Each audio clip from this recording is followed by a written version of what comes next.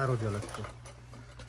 ওখানে দিয়ে লাগবে না ভাই, চাল কিন্তু কই সেই চাল না।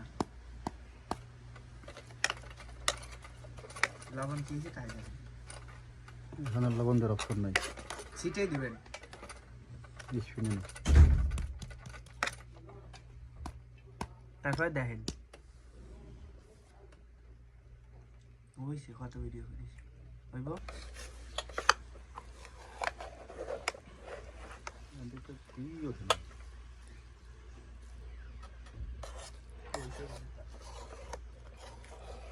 জাল কমাই দিয়ে না এই কারণে।